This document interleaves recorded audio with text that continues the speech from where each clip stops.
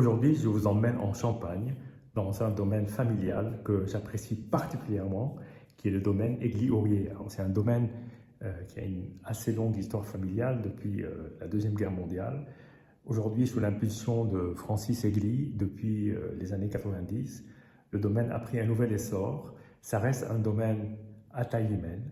Il fait en tout et pour tout 16 hectares, majoritairement plantés en pinot noir et pinot meunier, mais il y a aussi du chardonnay. Leurs cuvées sont toutes extrêmement bien sélectionnées. Il n'y a pas de petits vins, il n'y a même pas de vin d'entrée. Même les prémices, c'est déjà du grand champagne. Pour moi, ce sont des champagnes de garde. Mais vraiment, ce que je pourrais appeler des champagnes de garde, ce sont aussi des champagnes de gastronomie. Alors pourquoi des champagnes de garde? Parce que mon expérience avec les champagnes du domaine, et y compris aussi, ils ont une cuvée de vin rouge qui est absolument exceptionnelle. C'est la capacité de ces vins à vieillir dans le temps et à se parer d'arômes totalement insoupçonnés qui vous projettent dans une autre dimension. C'est-à-dire vous passez finalement d'un beau champagne gourmand, tranchant parfois, à quelque chose qui n'a plus rien à voir.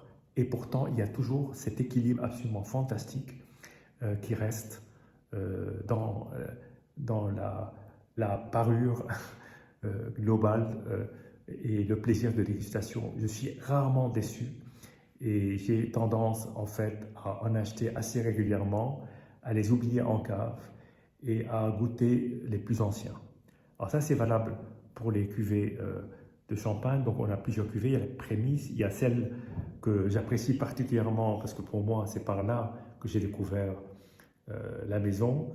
C'est le brut grand cru, tout simplement. Vous avez le vieillissement prolongé, qui est exceptionnel. Alors, vieillissement prolongé, ça permet en fait peut-être de le déguster plus jeune parce qu'il aura vieilli encore plus que là. On parle de 54 mois d'élevage avec le vieillissement prolongé, ça peut être jusqu'à 90 mois, donc c'est quand même presque 2 fois plus. Et ensuite, vous avez un blanc de noir qui a fait beaucoup pour la réputation de la maison. Et aujourd'hui, il y a la cuvée des Coteaux Champenois qui est absolument un régal, qui est quelque chose d'absolument fantastique, surtout avec 10 ans, voire plus d'âge. Ça, honnêtement, ça côtoie les plus grands Bourgognes dans les plus grands crus, je pèse mes mots, que j'ai bu et que je connaisse. Donc, pour vous dire combien la barre est haute. Alors, pour revenir sur ce grand cru, brut grand cru, nous sommes sur donc comme vous avez dit, un élevage de 54 mois. Il a été dégorgé en janvier 2019. Donc, ça fait 6 ans. Je pense que c'est le moment de commencer à le déguster. On peut attendre plus longtemps. Il n'y a aucun problème. En tout cas, je vais vous livrer mes impressions de dégustation. Déjà, alors, la bouteille, je l'ai ouverte il y a 2 heures pour la laisser s'aérer. J'ai commencé à la goûter et bon, ça correspond à ce que j'attendais, donc il n'y aura pas de surprise. Donc voilà, alors moi ce que j'apprécie aussi dans le rebouchon, c'est qu'on peut reboucher la bouteille, exceptionnel.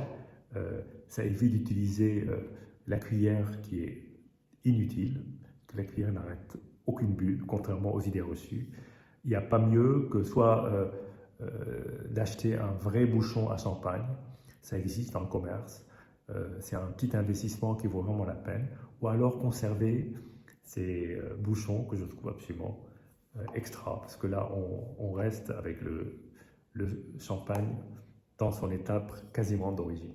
Bien, alors à quelle température le déguster? Ben, écoutez, on a plutôt tendance à déguster des champagnes parfois très froids, très frappés. Ce champagne est un champagne de gastronomie, il a quelques années, il ne faut pas hésiter à le déguster un tout petit peu moins frais que ce à quoi on est habitué. Regardez, la prise de mousse est absolument exceptionnelle. La couleur, elle est dorée, elle est magnifique. C'est vraiment une très très très belle couleur. On a parfois la sensation d'être face à un sauterne, un vieux sauterne. Donc voilà, commencez à le déguster. Alors déjà, le nez est extrêmement expressif. Là, on sent plein de bonnes choses. Un côté à la fois beurré, à la fois fruits jaunes.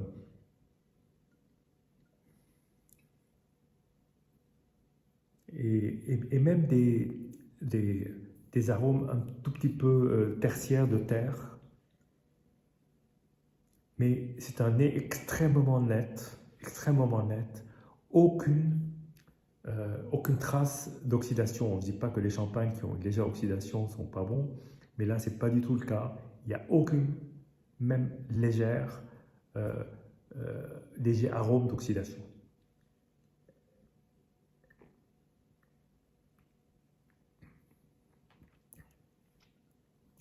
Alors moi, j'aime bien sentir le toucher en bouche, la délicatesse des bulles. Donc déjà, là, c'est extrêmement soyeux, extrêmement poudré.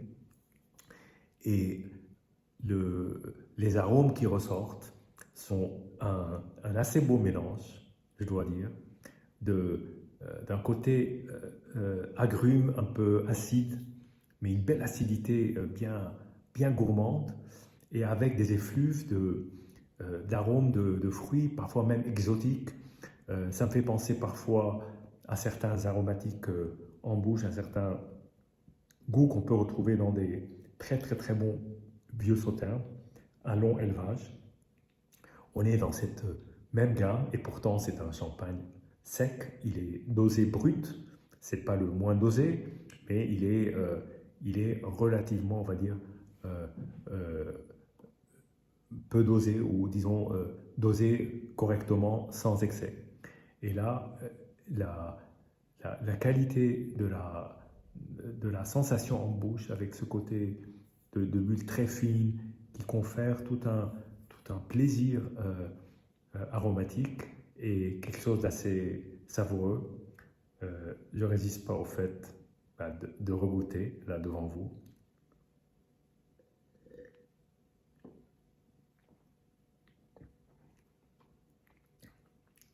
Oui, il y a c'est peut-être cet aspect-là qui me fait penser parfois à des vieux liquoreux. Ce côté qui peut être à la fois gorgé d'une belle acidité très gourmande et de l'autre côté comme une enveloppe beaucoup plus douce, pas sucrée, hein, mais plus soyeuse, plus douce, moins nerveuse, mais tout ça dans un bel équilibre qui fait qu'on est face à quelque chose qui est proche de l'idéal, si je puis dire. Je pense que pour moi, c'est une expérience, c'est en même temps un voyage dans le temps, parce qu'on a un pied dans les vins un tout petit peu anciens, mais sans aucun défaut qu'on puisse y trouver. Au contraire, il y a un maximum d'équilibre et un maximum de plaisir et de gourmandise en bouche. Voilà, c'est une très belle expérience de dégustation. Un champagne, c'est d'abord un vin et c'est fait aussi pour être partagé. Le champagne, le plus souvent, on parle encore plus de partage avec le champagne qu'avec le vin. Mais croyez-moi, dans des cuvées de cette qualité, on est comparable en termes de qualité à ce qu'on peut trouver dans d'excellents Bourgogne blanc.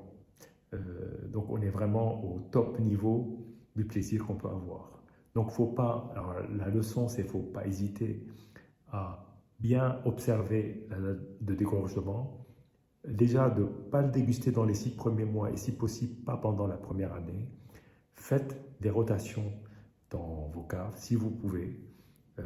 Soyez gentil avec vos bouteilles de champagne et conservez-les un peu plus longtemps, surtout des cuvées comme celle-là. Pas le champagne de base qu'on achète au supermarché, ça ne vaut pas la peine, mais sur des champagnes de beau domaine comme celui-là, je vous assure, c'est une sacrée expérience d'être patient parce qu'on est récompensé au bout. Il y a quelque chose qui produit une certaine émotion parce que il y a plein d'arômes et de réminiscences de choses qu'on a déjà goûtées et aimées qui ressortent au travers d'un champagne. Voilà, le champagne, ça peut être d'une très grande noblesse. Et là, moi, je vous conseillerais de ne pas hésiter à en stocker et les oublier pour en profiter dans peut-être 4-5 ans. Donc, voici ma pensée du jour. En tout cas, le champagne, c'est du partage, mais il faut aussi de la patience quand c'est un bon champagne. Je vous dis santé et à bientôt.